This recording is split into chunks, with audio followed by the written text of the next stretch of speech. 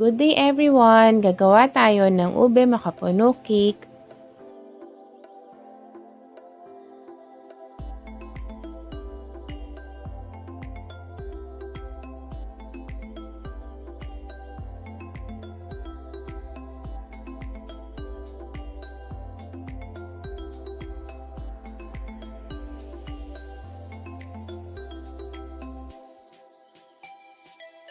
I-combine ng flour, sugar, baking powder, and salt.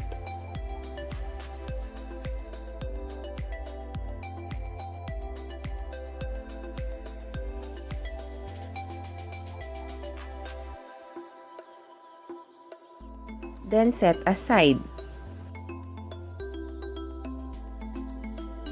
Tunawin si ube powder sa water. I used pureblends ube powder.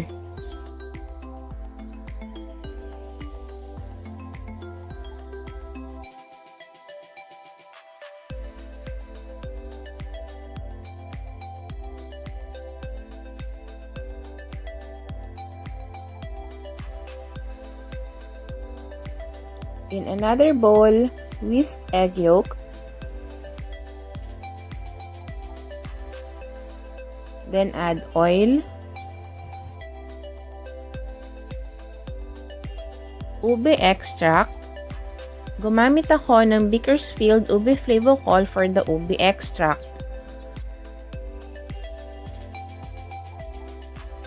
And the ube powder water mixture.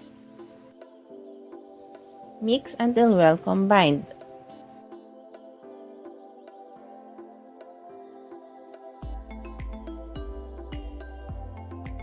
Combine dry and wet ingredients.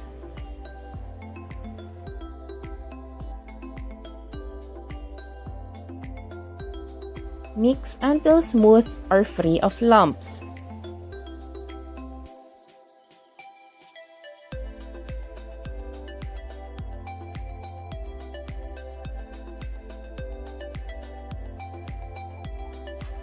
Do not overmix, then set aside.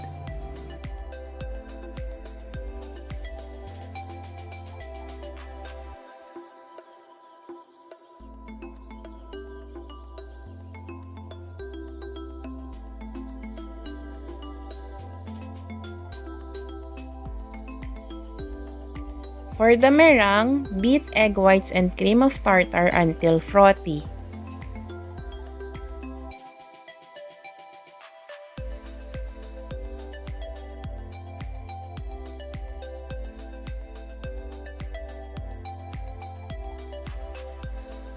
Gradually add sugar. Beat until stiff peak.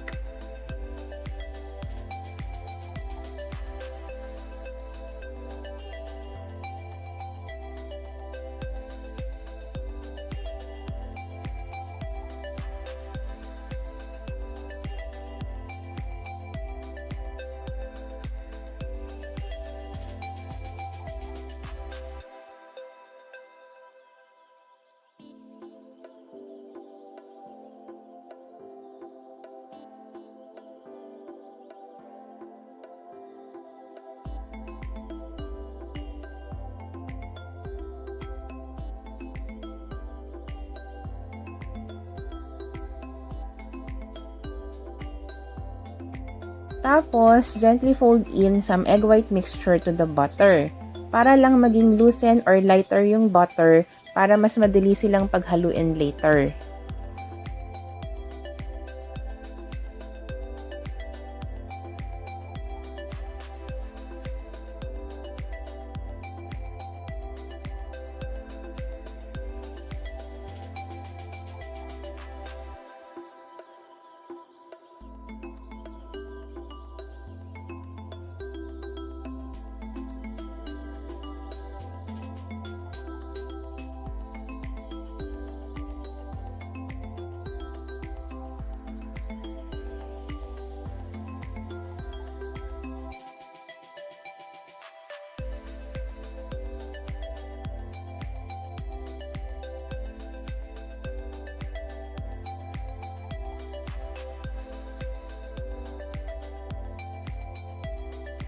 Then add the rest of the egg white mixture and then gently fold in.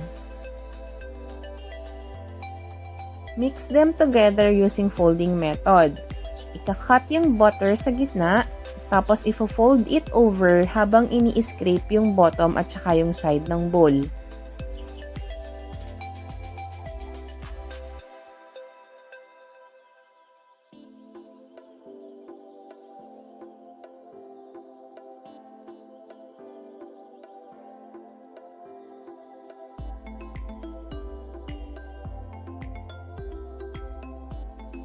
Mix lang until well combined.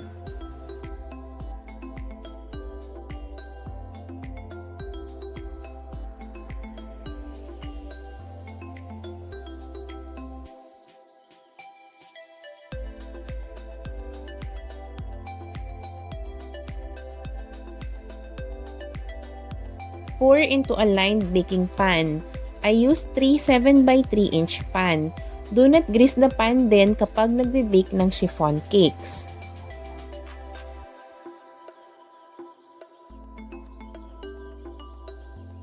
I-tap siya for few times para mawala yung ibang bubbles. Bake at preheated oven until done. Time and temperature depends on your oven. Do not open your oven while baking chiffon cakes at least for the first 20 minutes.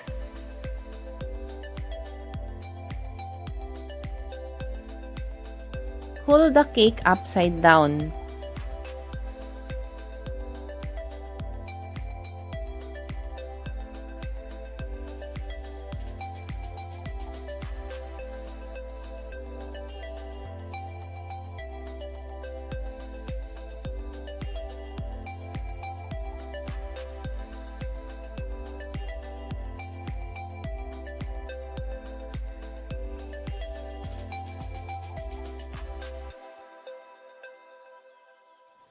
For the Swiss meringue buttercream, combine egg whites and sugar.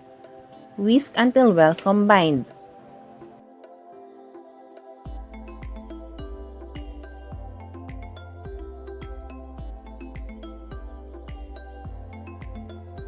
I-place yung bowl over sa pot ng simmering water or ng double boiler. Haluin siya ng tuloy-tuloy. Tapos, i-make sure na hindi didikit yung bowl nyo doon sa mainit na water para hindi maluto si egg white.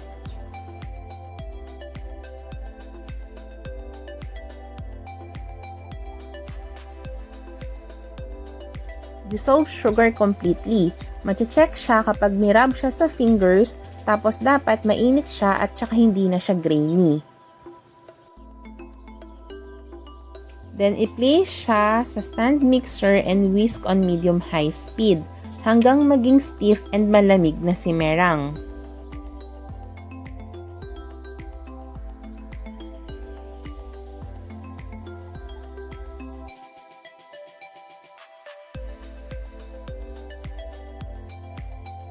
Add vanilla. You can also use ube extract if you want.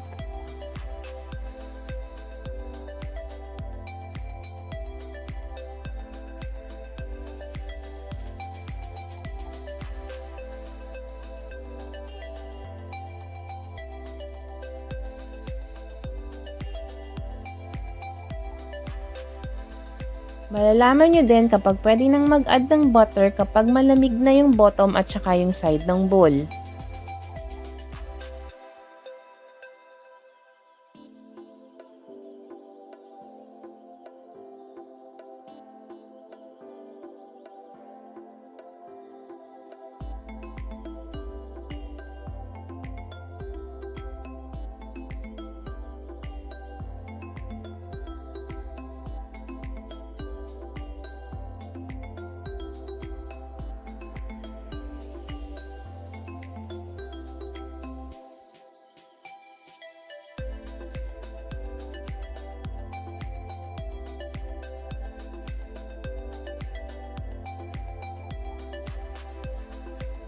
Then, add yung butter one at a time. Yung butter should be slightly cold and firm to touch, pero hindi yung super tigas.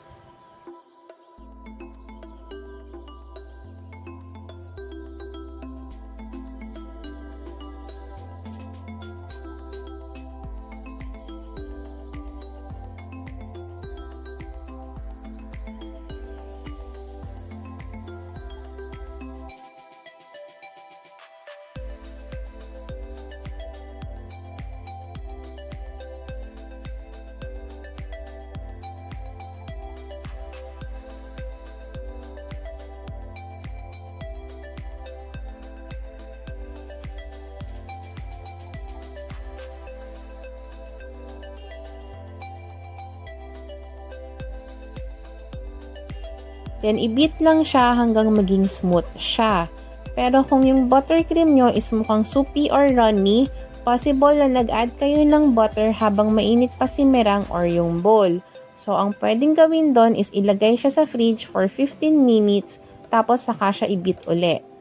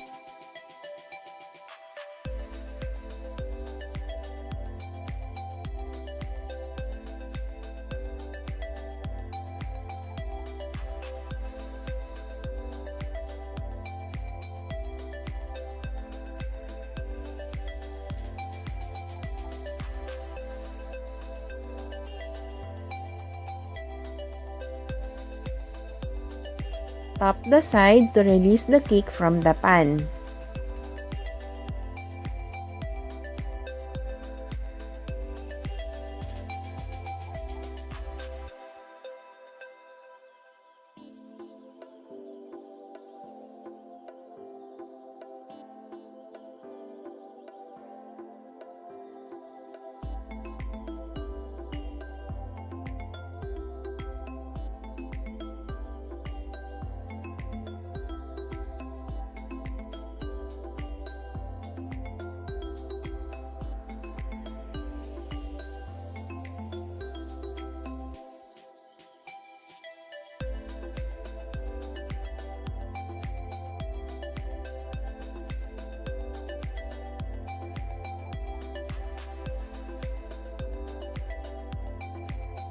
If you want naman ng classic ube macapuno cake design instead of drip cake, use your scrap para i-decorate or coat your cake.